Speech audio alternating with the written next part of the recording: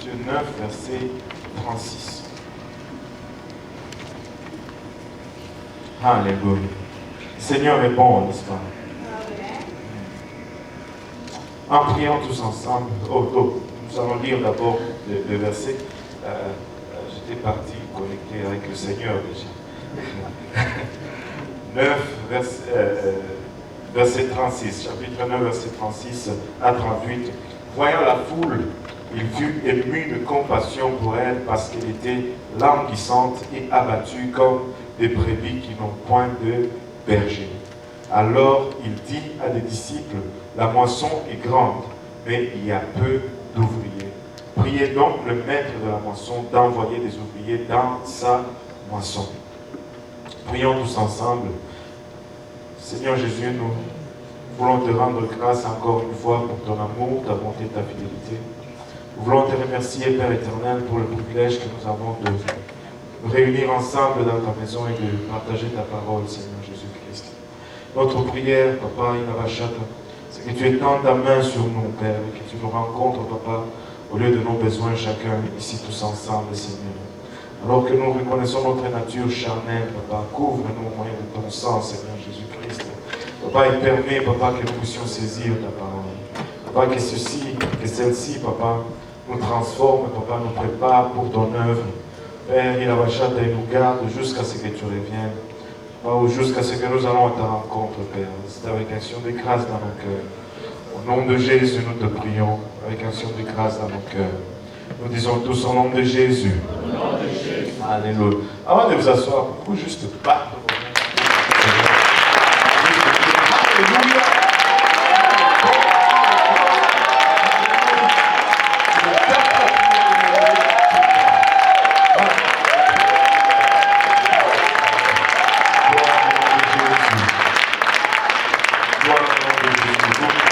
Vous asseoir. Alléluia. J'ai été très très content d'apprendre le dimanche passé que la sœur Lufota a reçu son certificat de sélection du Québec.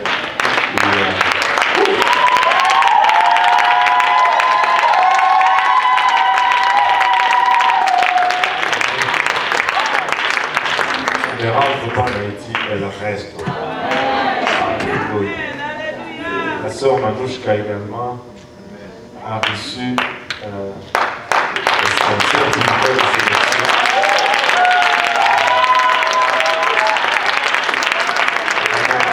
Pour sa réponse aux prières. Amen. C'était des cas compliqués, mais Dieu a agi. Et aussi, j'ai oublié de mentionner la conférence des dames francophones, pas francophones, des dames du Québec. La conférence des dames du Québec qui va se tenir ici à la fin du mois de mai. Les inscriptions, c'est le 3 mai au plus tard. Et donc, c'est très très bientôt. Vous devez vous inscrire obligatoirement. Il n'y a pas de... si vous ne vous inscrivez pas au plus tard le 3 mai, ben, c'est pas bon. Parce que vous n'allez pas recevoir un cadeau. Vous pouvez venir assister, mais vous n'allez pas recevoir de cadeau. Et je ne connais pas de dame qui n'aime pas recevoir de cadeau. Donc, faites-le à temps. Amen. Gloire au nom de Jésus.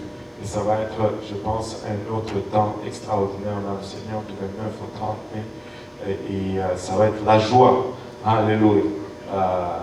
Soyons joyeuses ou quelque chose comme ça. Alléluia. Le Seigneur est bon. Vous savez, le battement du cœur du Seigneur, ce sont les âmes perdues. Nous faisons tout ce que nous faisons pour les âmes et à cause des âmes. Je vais gagner une âme. Pardon, laisse-moi gagner une âme ou je meurs.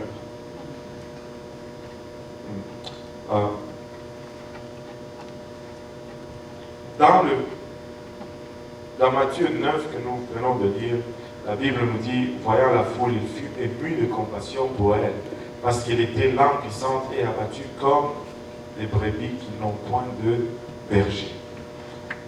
Vous savez, il y a des gens qui disent, je peux être sans pasteur. Si tu n'as pas de pasteur, tu es languissant et abattu. Une brebis sans berger est languissante et elle est abattue. Si la parole nous dit, voyant la foule, il fut ému de compassion pour elle parce qu'elle était languissante et abattue. Comment? Comme des brebis qui n'ont point de berger. Alors il dit à ses disciples, la moisson est grande, mais il y a peu d'ouvriers. Le problème n'a jamais été la moisson. Le problème n'a jamais été les pécheurs. Les pécheurs, il y en a partout. Mais le problème, c'est les pécheurs. C'est-à-dire ceux qui font la pêche. Pas ceux qui ont commis des péchés. Alléluia. Le problème, c'est qui va aller à la pêche? Qui va aller à la pêche? Nous pouvons nous confiner ici, et être à l'aise dans la bâtisse et commencer à nous regarder les uns les autres et commencer à nous piquer les uns les autres. Alors que le monde à l'extérieur est en train de mourir, le monde à l'extérieur est en train d'aller en enfer à grande vitesse. Nous n'avons pas un problème d'emploi, nous avons un problème d'employés. Nous n'avons pas d'employés. Et quand on dit, ben, il n'y a pas d'employé, pasteur, mais moi, je viens à l'église et je ne fais rien. Ah bon? Évangélise. Invite quelqu'un. Avec tous ces gens qui sont à Montréal, tu n'as rien à faire. Essaye juste à commencer à passer les invitations. Tu verras que tu ne finiras jamais. Amen. Tu ne finiras jamais. On conçoit toujours travailler pour Dieu, faire quelque chose en dedans des quatre murs. Non, le travail se trouve en dehors des quatre murs. Le travail de l'Église, c'est à l'extérieur. Nous venons ici pour récolter ce que nous avons fait à l'extérieur. Si nous ne faisons rien à l'extérieur, nous n'allons pas récolter. Tu sais, j'ai déjà regardé dans notre organisation certaines réunions que nous faisons. Il va y avoir beaucoup de personnes, mais ce sont des rencontres, des réunions qui sont dirigées vers les gens de l'Église. Et des fois, on doit parler à l'Église parce qu'il y a des choses à corriger. Mais ce qui m'a toujours étonné, c'est que les gens se disent, ah, on a eu une grande réunion, mais il n'y a eu personne qui a reçu le Saint-Esprit. Donc, tous ceux qui étaient là étaient déjà remplis du Saint-Esprit. Si vous voulez qu'il y ait des gens remplis du Saint-Esprit, il faut qu'il y ait des gens qui n'ont pas le Saint-Esprit. Et les gens qui n'ont pas le Saint-Esprit, il y en a à gogo à Montréal. Beaucoup. Il y a plus de gens qui n'ont pas le Saint-Esprit que des gens qui en ont. C'est vrai. Mais si nous ne les attirons pas à l'intérieur, ben nous ne pouvons pas être étonnés qu'il n'y a personne qui est rempli du Saint-Esprit. Vous savez pourquoi très souvent c'est rare qu'il y ait quelqu'un qui est rempli du Saint-Esprit le mercredi soir? C'est parce que, très souvent c'est rare de voir quelqu'un qui n'est pas rempli du Saint-Esprit le mercredi à l'église. Vous savez, si on commence à inviter les gens le mercredi soir, ils vont venir et ils vont être remplis du Saint-Esprit. Et ces services ont changé d'aspect. Oh boy. Mais nous attendons souvent dimanche. Et Dieu nous regarde et dit, vous attendez dimanche? Ben, on va faire ça dimanche. Mais on peut venir à l'étude de lundi soir et voir les gens recevoir le Saint-Esprit. On peut se rencontrer mardi soir dans une étude biblique et voir quelqu'un rempli du Saint-Esprit. On peut se rencontrer mercredi soir dans un service de milieu de semaine, quelqu'un rempli du Saint-Esprit. Et on a déjà eu des gens remplis du Saint-Esprit au pique-nique de l'école du dimanche, dans un parc. On était là pour manger des hamburgers et des hot dogs. Et quelqu'un a été rempli du Saint-Esprit. Oh, tu parles de l'église. C'est ça. C'est ça. C'est ça. Et anyway, je me suis un peu écarté là, je me suis laissé aller ailleurs. Mais il dit, la moisson est grande, mais il y a peu d'ouvriers. Peu d'ouvriers. Nous devons nous engager. Nous devons avoir toujours des cartes d'invitation dans nos poches. Tu ne vas jamais chômer. Nous devons toujours être promptes à parler du Seigneur à quelqu'un. Tu ne vas jamais chômer. Le lundi soir, je suis venu pour l'étude biblique du lundi soir. Et après, ma femme m'avait envoyé acheter les charcuteries pour le lunch des enfants à l'école. Donc je cours là-bas pour acheter les charcuteries avant l'étude biblique. Qui je rencontre deux des sœurs en train d'inviter les bouchers, ceux qui coupent la charcuterie là, à la conférence. Et là, il y a eu un débat parce qu'il y en a un qui était marocain. Il a commencé à parler d'un seul Dieu. Comment est-ce que vous qu'est-ce que vous dites? Dieu, le Fils de Dieu, c'est quoi ça? Ça fait une confusion. Et les filles ont essayé de parler, mais ça... Et quand je suis arrivé, elles m'ont regardé et dit, « Pasteur !»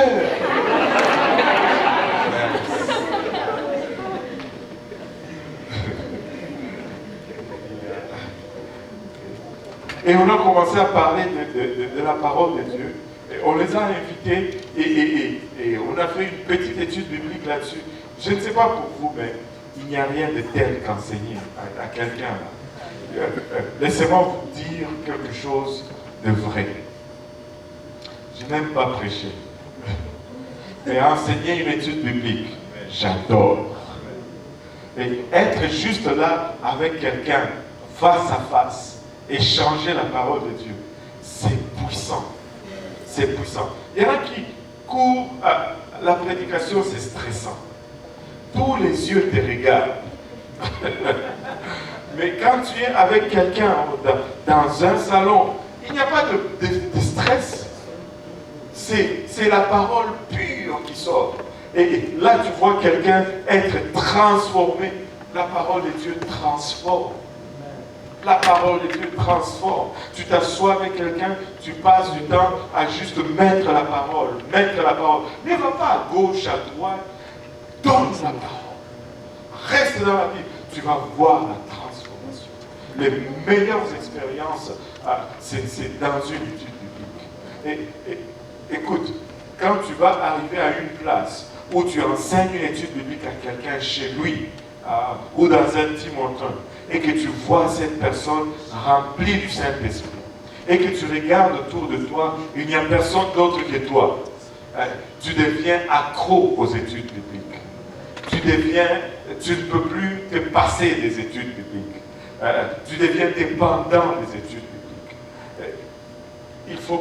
Il faut sortir, il faut aller prêcher, évangéliser. Nous avons besoin de travailleurs et nous avons carence de travailleurs. Priez donc le maître de la moisson d'envoyer des ouvriers dans sa moisson. Et ça, c'est une requête de prière de la part du Seigneur. Le Seigneur Jésus-Christ place une requête de prière. Et il dit, priez. Comme vous venez souvent, oh, priez parce que je suis malade. Priez parce que ma famille doit être sauvée. Lui, sa requête, c'est que prier pour que le maître de la moisson envoie des ouvriers dans la moisson. Parce que la moisson est grande, mais les ouvriers sont manquants.